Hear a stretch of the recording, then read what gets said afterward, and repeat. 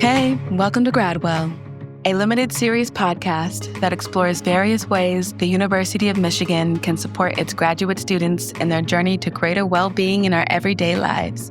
Brought to you by Rackham Graduate School. This season, we'll be talking to members of our academic community whose research intersects various dimensions of well-being. I'm Sam Hobson, a Ph.D. candidate and a GSSA in Rackham's Professional Development and Engagement Office. My fellow grad students, it's time we start placing as much importance on ourselves as we do our work. You're worth the effort. There's no such thing as an imposter in grad school. There's just not. Hello. Today's resource is Danielle Rosenscruggs, a Ph.D. candidate in developmental psychology. We're going to be highlighting Danielle's work on the impostor phenomenon in higher education. Today's episode is the first of a two-part segment on the impostor phenomenon, where we'll be digging deep into the intersection of the professional and intellectual dimensions of well-being. I am super excited to have y'all with Danielle and me today. Let's get started. Danielle Rosenscruggs is a PhD candidate in developmental psychology at the University of Michigan. Her research focuses on the impostor phenomenon in higher education, with a particular interest in applied strategies to support the mental well-being of doctoral students. For her dissertation, she designed and piloted a multi-week intervention for Michigan doctoral students in partnership with Rackham Graduate School, integrating cognitive reframing, mindfulness, and self-compassion practices.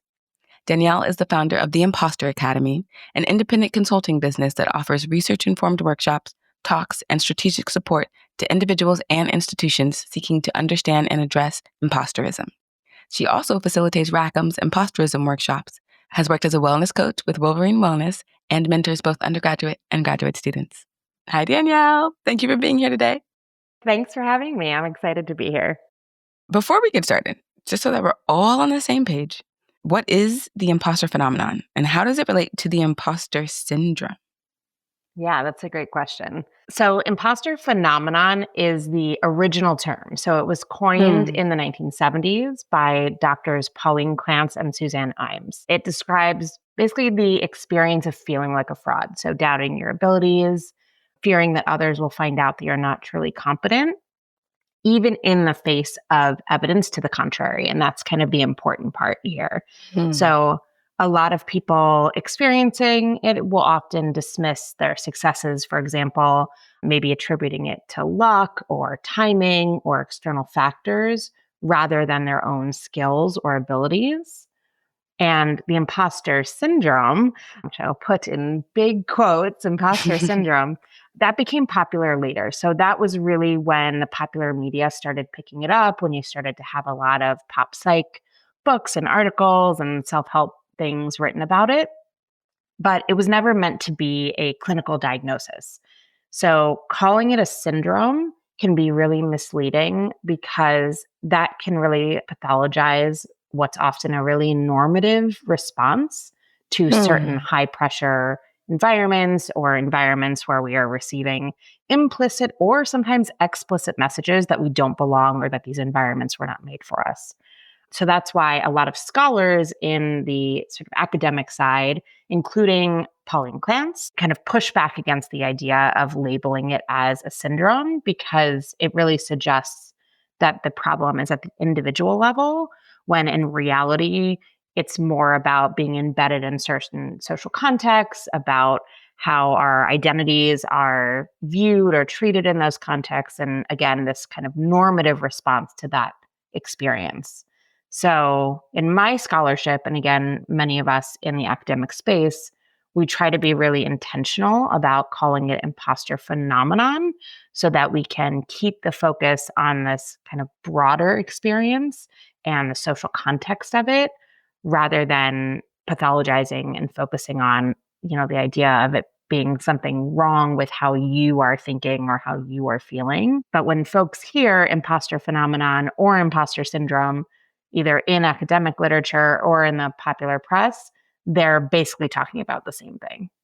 Okay. So imposter syndrome places sort of the onus on the individual. But if we understand imposterism as a phenomenon, then it we provide it with more structural, more cultural foundation, and therefore something to address at that level rather than somebody has to fix something within themselves. Yeah. And again, syndrome really evokes this idea of a diagnosis. This isn't something in the DSM. This isn't something that you can be diagnosed with by a therapist. It's not something wrong with you. Yeah. It's more, again, describing thoughts and feelings and reactions to things in your environment that, again, may be grounded in your own personal experience, but unlike things like depression or anxiety that are, again, clinical diagnoses, this is not that, which is, again, why I grimace at the word syndrome often. Understood. Yeah. So, how does the imposter phenomenon relate to professional and intellectual well-being? I think especially in a high achieving environment. So, if we're talking about grad school, for instance, it can really serve as a barrier to development, again, either in academic training or professional training, which then I think has a huge impact on our well-being because it can stop us from being open to opportunities. It can stop us being open to feedback, which is incredibly important. And it is often tied to negative self-talk or being self-critical, which then, as I'm sure lots of us can relate to, can really spiral and open sort of the floodgates to having blinders on about our experiences compared to those around us. So in academic spaces and in professional spaces, it basically allows us to get in our own way and allow the stories that we're telling ourselves about how we don't belong or we're not good enough or we're faking our way through to really prevent us from fully engaging with the opportunities around us. What I'm hearing is that it stops us from our sort of forward momentum. You said that it keeps us from being able to hear feedback and receive it well. It keeps us from going after opportunities that we are incredibly qualified for. It keeps us from showing up in spaces in the ways that we need to do. And so you phrase it as a barrier. I'm thinking of it as it's like the raising of a boundary that like keeps us from crossing over into a space where our professional and intellectual abundance lives. Yeah, I think that's a great way to kind of capture what I just said. I think, again, a lot of it is rooted in fear. So when we think about the imposter phenomenon, it's not just feeling like a fraud, it's feeling like a fraud and then being afraid that other people are going to see that fraudulence. And so then what we do, all of our energy and our thoughts and our actions are put into how do we make sure nobody sees it? How do we make sure that we aren't being exposed? And when we're focusing on that, we're not focusing on how do I take advantage of the opportunities around me? How do I, go after learning opportunities? How do I take on new projects that will help me expand and grow and thrive in this field that I'm really passionate about, right? None of us are here without passion. It takes too much work and energy to sustain this without some kind of passion, at least at the beginning.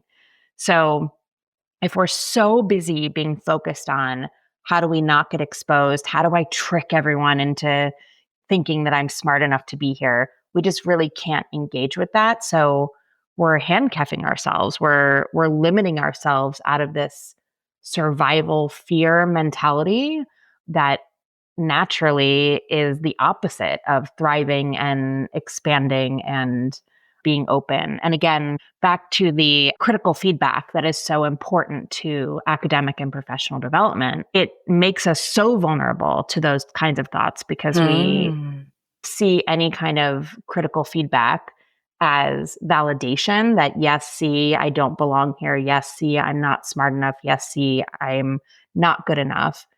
We see it as validation and not as the opportunities to identify where we need to learn and grow and expand. So it's kind of this nesting doll of fears and maladaptive strategies that don't allow us to see what's in front of us and see what's inside of us and really get what we can out of our training and then our professional development. That is fascinating. I didn't realize that it was sort of a multi-piece experience that is not just the experience of feeling fraudulent, but also to experience imposter phenomenon or imposterism requires that there's fear on top of this feeling of fraudulence, and also this fear that then immobilizes you or causes you to redirect your energy, like you said, into making sure that nobody ever experiences your experience of feeling fraudulent. And that feels incredibly exhausting. And also, it feels like really cyclical, right? So I feel fraudulent. I experience this fear and I don't want anybody to know. And so I engage in all of these behaviors to keep myself from it. And so then if I get sort of any type of feedback that I can shape to affirm this perspective that I have, then it will sort of support my feelings of fraudulence, which will support my fear that nobody can find out about this, which then I dig deeper into these behaviors. This sounds so exhausting. Yeah. Yeah. And it's interesting because, we end up doing these cognitive gymnastic moves, right? To always be looking for evidence to reaffirm the fraudulence while always discounting the evidence of belonging or the evidence of achievement. Or, it's so common for a lot of folks that they get into their grad programs and they're like, oh, I must have gotten in by mistake. Anyone who has ever served on an admissions committee, which I have had the joy of doing as a senior grad student now, nobody gets in by mistake.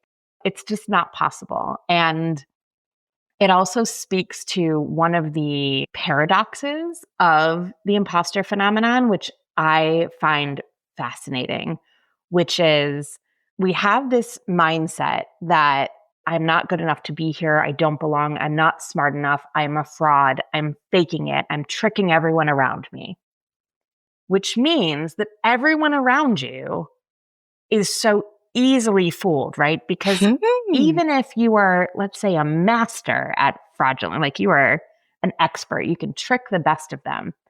If we again think about grad school, what we're saying as a novice academic, I am so skilled at fooling these 30-year tenured professors into thinking that I am smart, but also thinking that I am not smart enough to do anything. So it's this weird paradox that either I am so brilliant that they can't see that I'm not smart, or they are so dumb that I can easily fool them as a fraud. So a lot of what it comes down to is really recognizing these cognitive distortions. We are not seeing things clearly and accurately when we convince ourselves that we are frauds, that we convince ourselves that we fooled our way in, that we are faking our way through. That's just not possible in these really competitive, high achieving, high stress environments. There are so many gates you had to get through to get into this room. It's just so improbable. So part of it is just having to step back and recognize that we don't have this clear view of ourselves, and that is, as I said earlier, getting in our way. Have you found that folks are confident in their ability to fool others? So we're not confident in our ability to show up as academics in this space. Do people feel confident in their ability to fool others, or do they also feel fraudulent in that aspect as well? I think that they feel confident in the sense that they have to feel confident about it because that's the way that they justify that they've been able to succeed. So I am still here because I am continuously able to fool everybody, which requires a certain amount of acknowledgement that I am then succeeding at fooling everybody.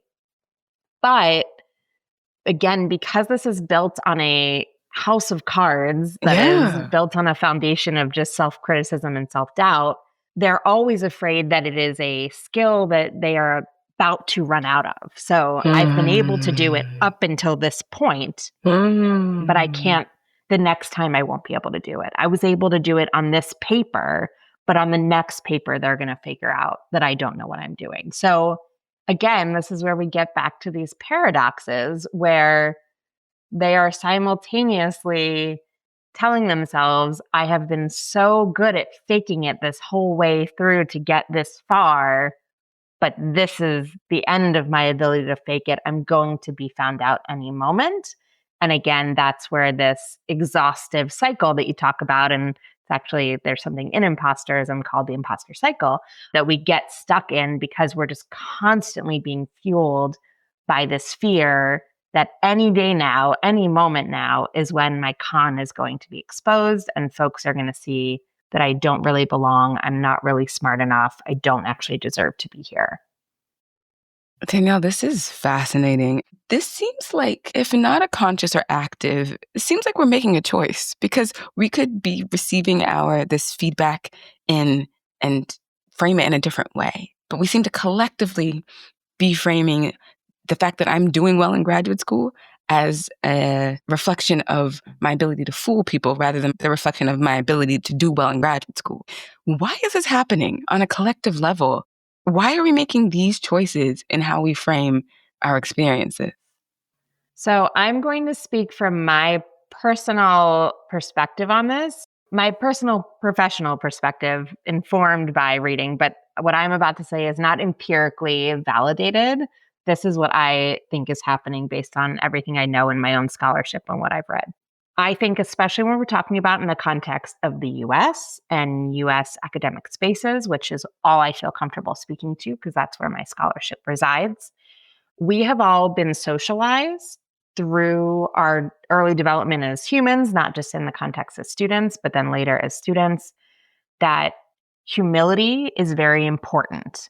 And that the worst thing you can be is arrogant and egotistical or, a know-it-all, right? We have these ideas that humble knowledge is very important.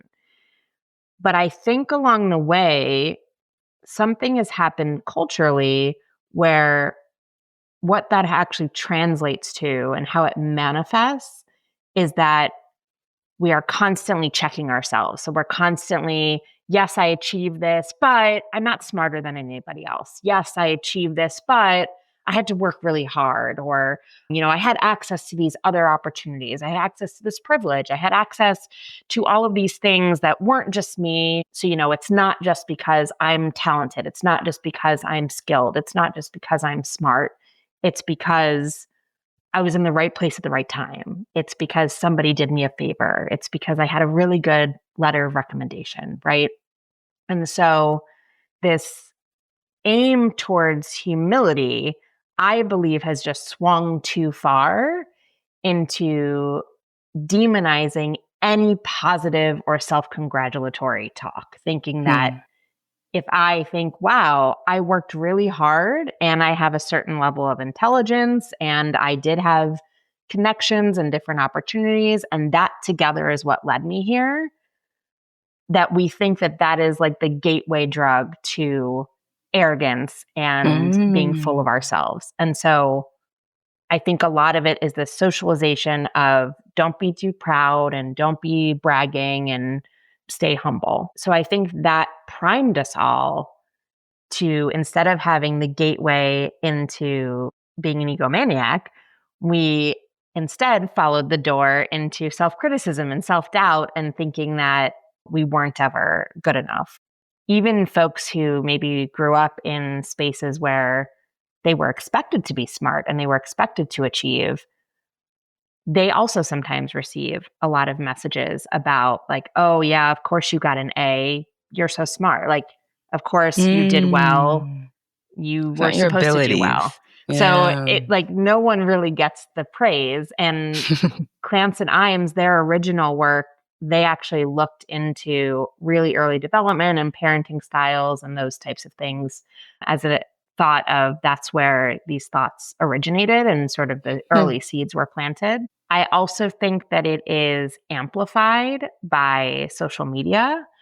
I think we see pushback when people are too proud of their achievements. We see the comments, we see people saying negative things about them.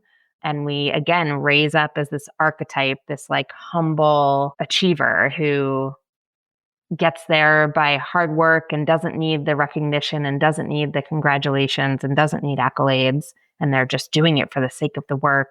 All of these things just in concert, I think, create the opportunity for self-doubt and self-criticism to grow because we are so afraid of swinging the other way. And I think that that's a shame because I think for a lot of people, it would take a lot for them to swing to the other extreme. But because our culture loves to focus on what's wrong and what we're not good enough for and what we need to be better at, I think it's so much easier for us to swing into this really negative self-talk, self-doubt arena. And it makes me sad because most of us are surrounded by brilliant people. Our peers were, again, brilliant, passionate scholars who just can't internalize their achievements and everything that they're doing, contributing. And I think that that's a shame. Me too. Me too. It seems like as a culture, it's not acceptable to be confident. And I can imagine how that can play out differently with people from different backgrounds, different genders, different ethnicities, different nationalities. And I know I'll be speaking more with your colleague, Diana, next episode, and we'll go a little deeper into that. And so, but to have this also foundation. Also a brilliant scholar. Yes. But to have this foundation of there is this sort of like cultural expectation that we are playing into by sort of not abiding by, but by accepting imposterism within ourselves is wild and not something I'd realized. So yeah, thank you. Yeah. Danielle, to take a step back, because I know we never even talked about it, why do you study the imposter phenomenon? Like many people, I came to my focus because I felt personally connected to it. So I know me search is often said as a negative thing. Historically, I think in psychology in particular, me search, the idea of being attracted to something because you personally resonate with it was always a bad thing. But I think it's great. I think it brings a certain level of humanity and perspective to the experience. In my first couple of years, I started to feel like an imposter. I didn't know what the imposter phenomenon was. I just constantly felt like, what am I doing here? I was a non-traditional, or I am, I guess, still a non-traditional student in the sense that I was much older. So I started grad school in my late 30s, which at least at our program, at our university, that made me very old. So I was about 8 years older than the people who called themselves old students. I was older than some of the faculty. It was very obvious to me that I was different. And as many people experienced the feeling of different, that made me feel like then different meant I didn't belong. When I submitted my application, I turned to my husband and said, we just made a donation to the University of Michigan.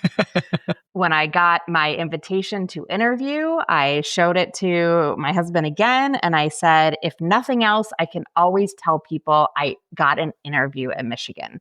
So my whole path into Michigan was laden with self-doubt. Like I never thought I belonged here. Even when I told people that I got into Michigan, they said, oh, you mean Michigan State, which nothing wrong with Michigan State at all. But I was like, no, Michigan. So I felt like I was receiving messages from other people that they couldn't even believe that I got in. So from the start, I just saw everything that I struggled with as evidence. Again, stats isn't my big strength. So when I struggled in my stat series, I was like, see, I don't belong here. When I struggled in my feminist theory class that I took, which I had never taken a feminist theory class in my life, and then I took a grad level one. So of course I struggled in it, but I was like, see, I don't belong here. When I was trying to get through all the academic readings, which I had never done in my life, and I was having a hard time, I said, see, this is proof I don't belong here. Meanwhile, I started my program in fall 2020. So there were other things happening in the world that also made things hard. So all of those experiences, I was collecting evidence without realizing it. I was maintaining a list in my head of all the reasons why I shouldn't be here, of all the reasons why I didn't fit. And I don't actually remember how I learned about the imposter phenomenon. Maybe it was just through social media or something, but I learned about it. It immediately resonated with me. And as soon as I became a candidate, I switched my whole research portfolio. Thank you so much for sharing your journey that I feel like relates and resonates with a lot of our journeys as well. And so that leads me to my next question, which is that in our earlier conversations, you have said that imposter feelings can be a normal response to doctoral training. Why is that?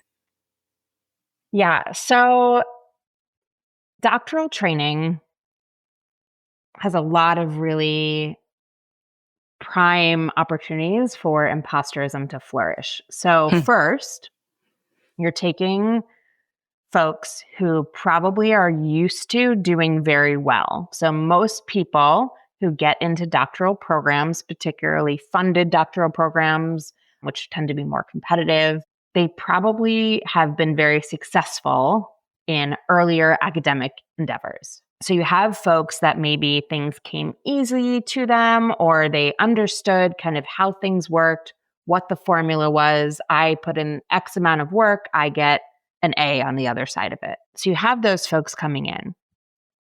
But then when you get to doctoral training, even though it's nested within higher ed, even though we're in academic departments, it is very, very different from undergrad and even master's training.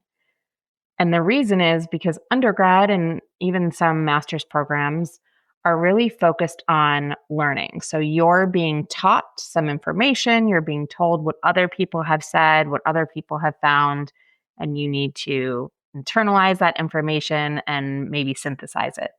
Whereas in doctoral training, you're expected to generate that knowledge, to generate the information. And so even though you're still wearing this student hat, you're not really a student. You have things to learn. So in that way, you are a student, but you're not given as clear of an equation. You're not told do X, Y, Z specifically, and then you will succeed. We know we have to, finish our 619 or master's thesis. I know it's called in some other programs. We have to finish a dissertation, but how do you do that? There's not really a Who knows? Yeah, I still don't know. I'm halfway through dissertating, and who knows how to do that. And so you get introduced a lot of ambiguity, which a lot of people feel vulnerable dealing with. They don't know exactly what the rules are. So that introduces some questions and self-doubt.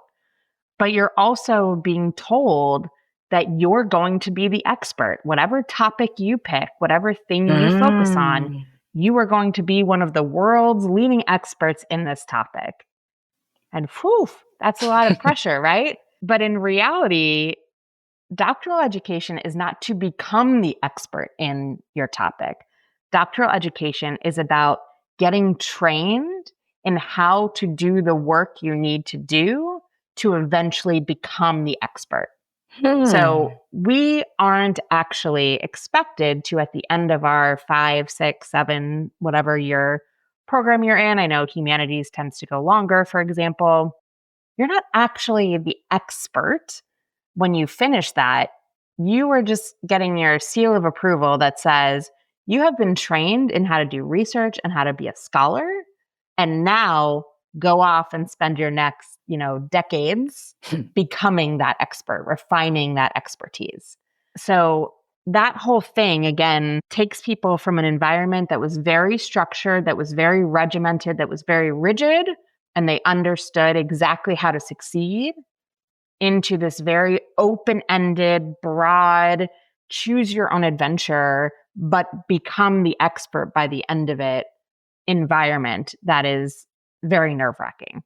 And not a lot of people talk about that. So there's a lot of hidden curriculum, a lot of what is doctoral training. It depends on who your advisor is. It depends on who your department is. It depends what university you're at. It depends what country you're in. It depends what decade you're currently a doctoral student in. So much goes into that in ways that undergrad is just less ambiguous. In that way, we're set up again to be very vulnerable to these feelings of self-doubt, self-criticism, a fear that we don't know what we're doing, but everybody else does. So that's one area.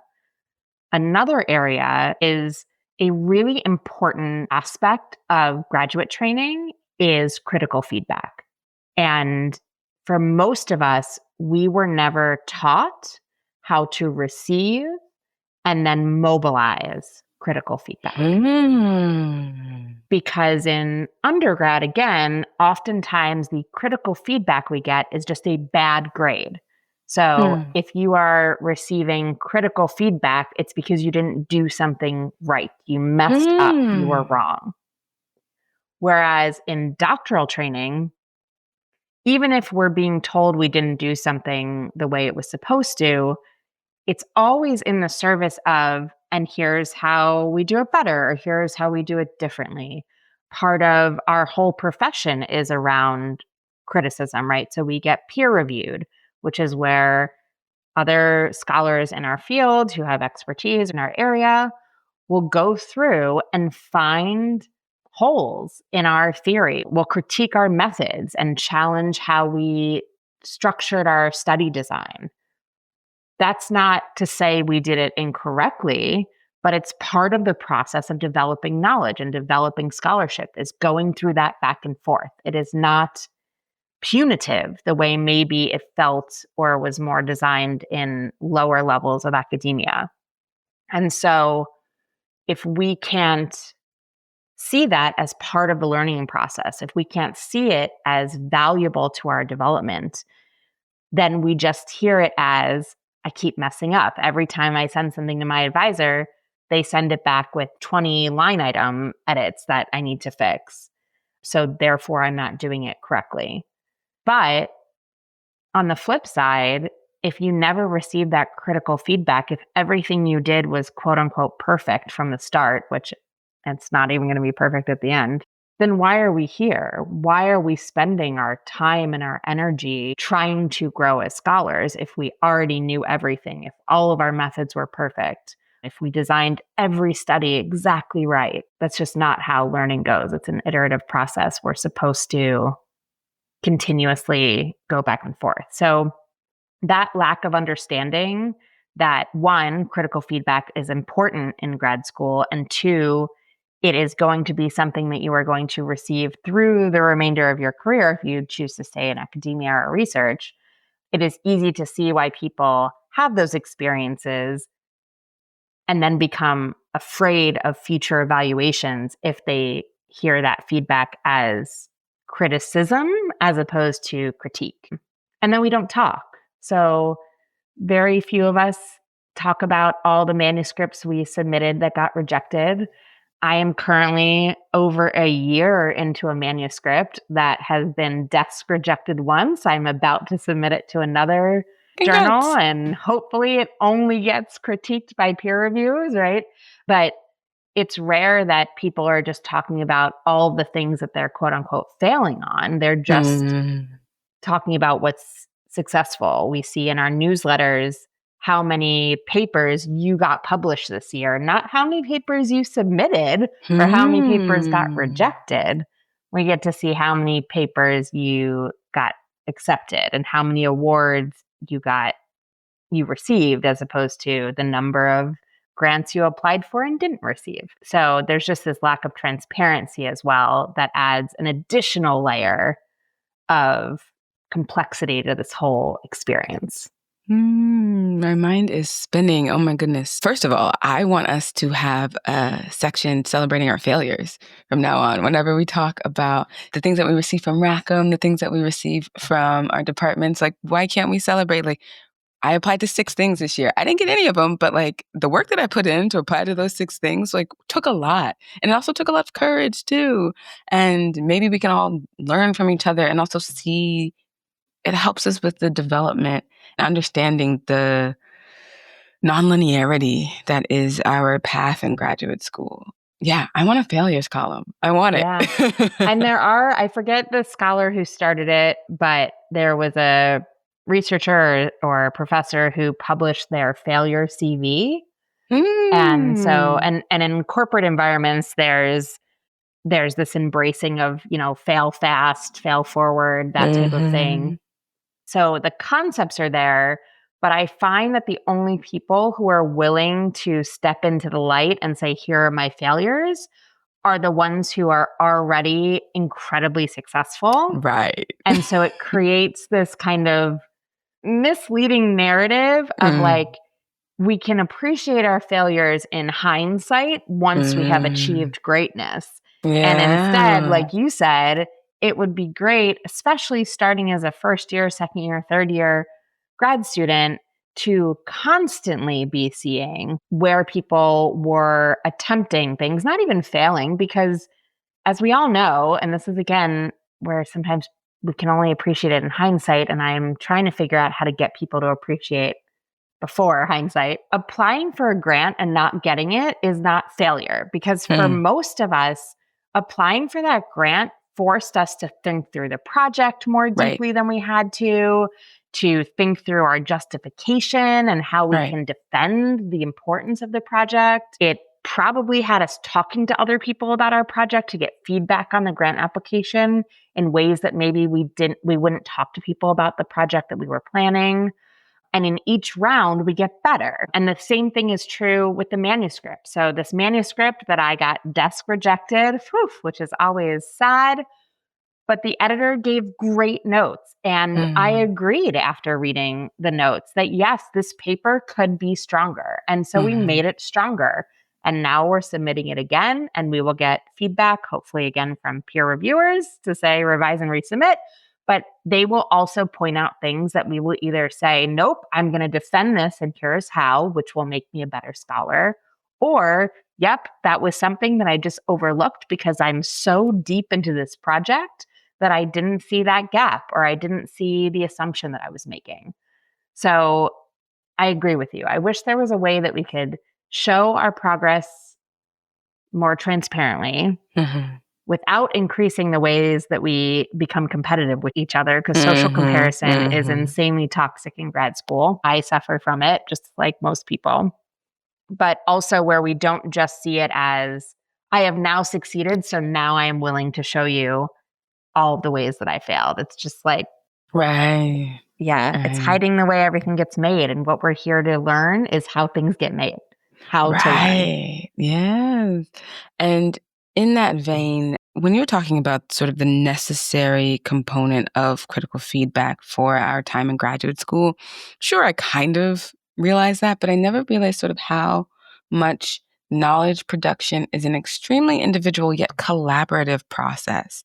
You're not going to produce knowledge without collaborating with the minds of others. And we do that typically through receiving critical feedback. And I never thought of it that way. And because we don't necessarily talk about it in those terms, then it contributes to, again, the ambiguity of how is knowledge produced? It's like, actually, it's produced with others, even if you don't work with others on a project. And so I can just see sort of how this all sort of piles up into the experience or the feelings of imposterism, when it's like all of these things that are requirements of graduate school, and yet nobody's talking about that. And so as a result, we think that these requirements are our fault, our failings in some way. I receive critical feedback. It's my fault. Not like, no, dude, like this is literally what needs to happen in order for you to get to the next step. Yeah. Wow. And I always bring things back to physical analogies, because for some reason, physical training, people are way more comfortable getting guidance and feedback and corrections on than mental training. I don't really know why. I'm sure someone is studying that somewhere. But, if you went to a personal trainer and were like, hey, I want to get stronger, you would start doing the exercises they told you to do. One, they would be really hard at the start, and you wouldn't question that. You wouldn't be like, oh, because this exercise is hard, I can't do it. You would say, because this exercise is hard, it is clear that I need to do it because this muscle needs to get stronger. So you would lean into that in ways that we don't lean into it when it is mental training. And also, if you were doing a bench press, for example, And the trainer came over and we're like, okay, so you're holding your hands this way. You want to put them a little bit wider. You want to put your feet down. You want to do your core. You would welcome that. And that is critical feedback. They are critiquing your form so that you get better because they have knowledge that you don't currently have. And you would do it. And maybe at first it would feel weird, but then it would get better.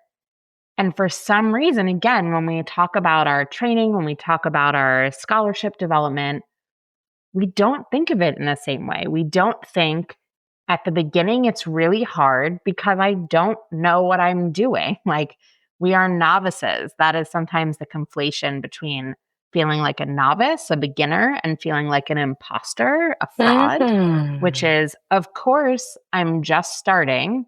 And newsflash, our whole PhD program is us just starting. So I'm not just talking about the first year or two in your doctoral program. So your whole time here, we are baby scholars. We are just starting. So we don't see those things as, yes, I'm struggling. I'm confused because this is new and I've never done this before or I haven't done it a lot. And then we don't internalize the feedback we get as welcoming as we do from the personal trainer, even though it's the same thing. What a lovely analogy.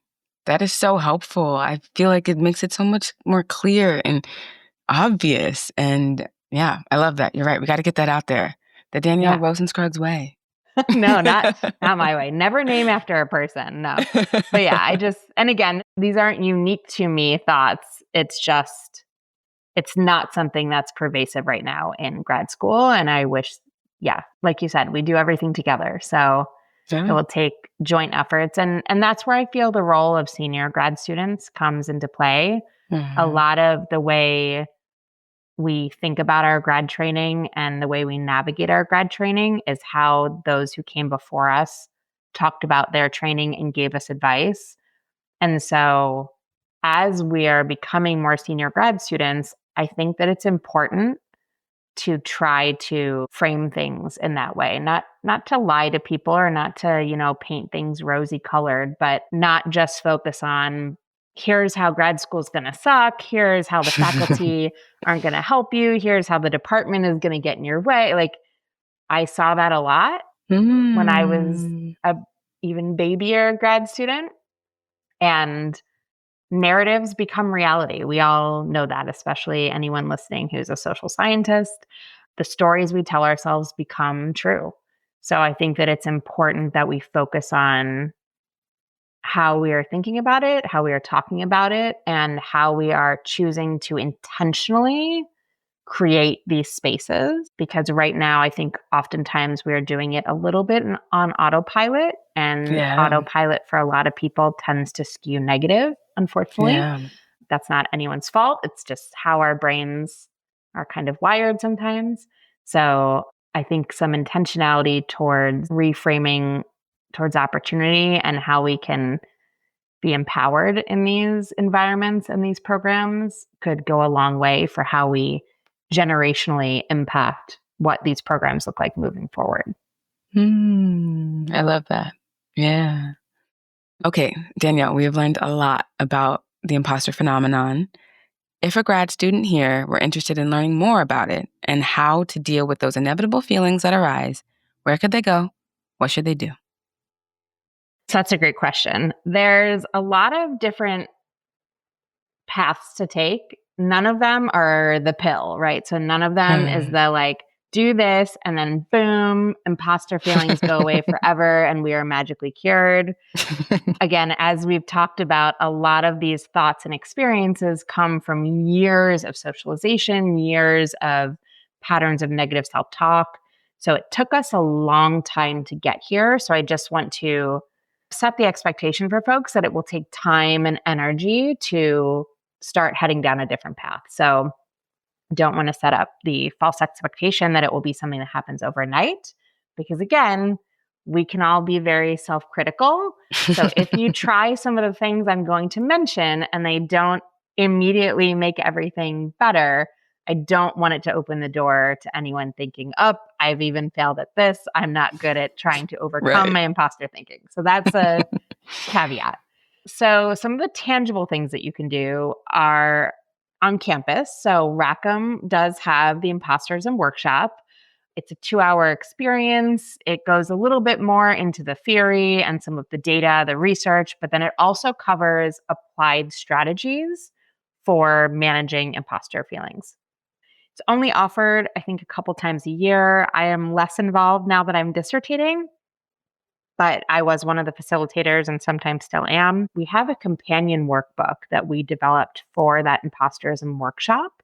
And that came out of students attending the 2-hour workshop and saying, okay, but I need more support. I want, where do I go from here? And so this workbook, it's about, I think, 40 pages. We have it in digital form.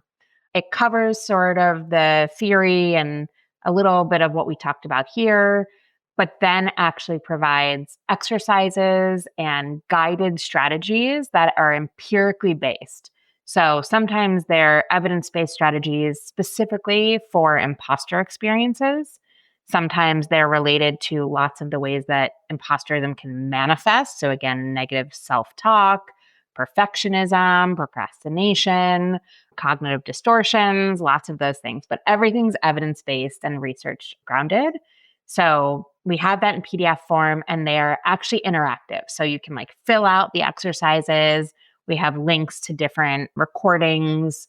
So I think that could be a really great resource for folks. And even if you haven't attended the workshop, it was written in such a way by me and a colleague of mine at Rackham, Laura Schramm, who's now in the dean's office. It was written in such a way that you could use it even if you never attended the workshop. So I think that it's a really great resource and something that's freely available to all Rackham students. Another thing to do is check out CAPS counselors. So I know that some folks have resistance to mental health counselors, but we have really great CAPS counselors embedded at Rackham.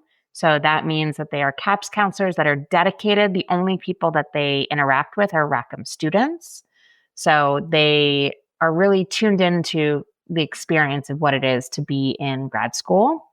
Some departments also have embedded counselors as well. So it would be useful if that's something that folks want to check out, to reach out to their department. And those services are free to students. And then if a traditional psychologist isn't your jam, Wolverine Wellness also offers coaching. And that's a little bit different than traditional counseling because coaching is more action, behavior, outcome focused. But they are very familiar with imposter experiences. I've given talks to their staff. I worked as a coach as well for a while. And that can be a really good opportunity for support for folks that just kind of need check-ins to say, I'm heading into this project, maybe my dissertation, maybe my thesis. I'm struggling with these feelings of imposterism. I'm struggling with these feelings of self-doubt, and I need support through this process. So that can be really useful. And then finally, it's just talking about it.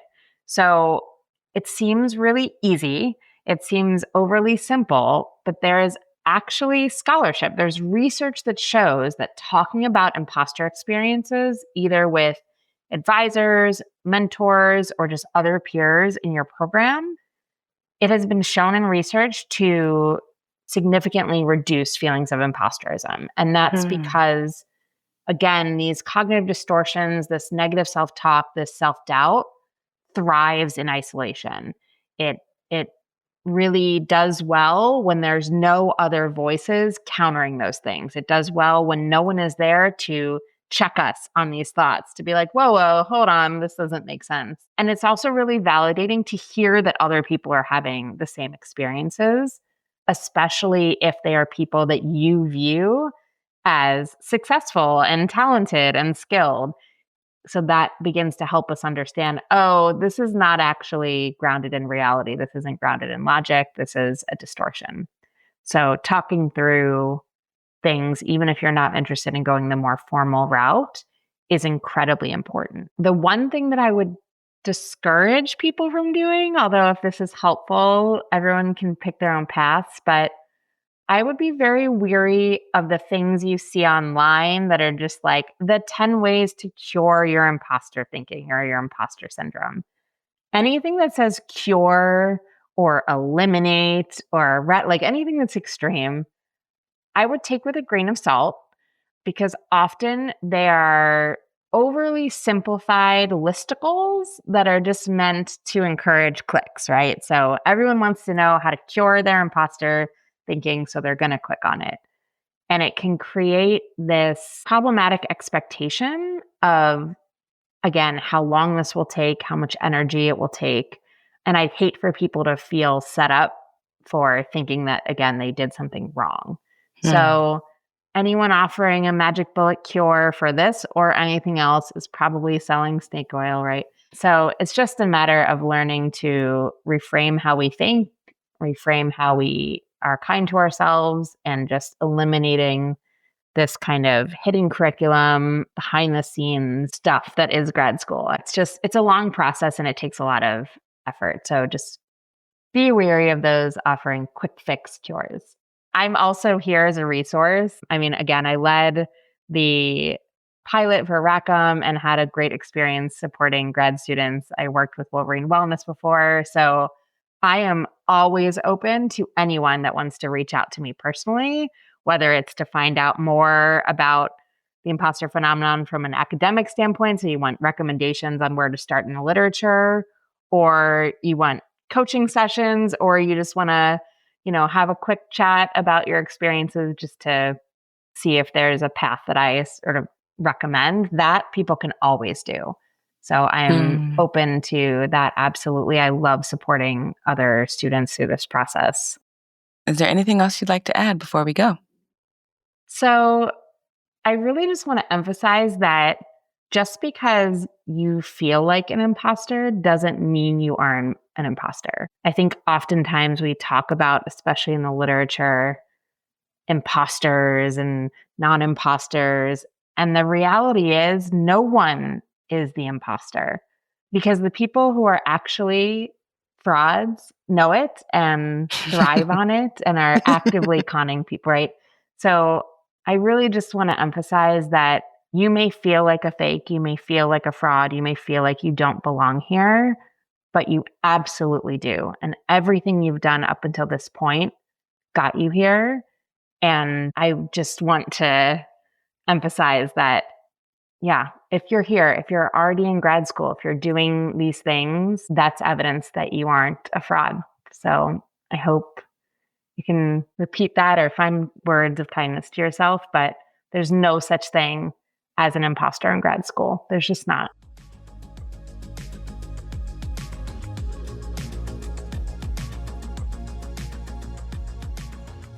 All right, here are 3 takeaways from this episode for your well-being journey. 1, imposter feelings are a normative response to the experience of higher education.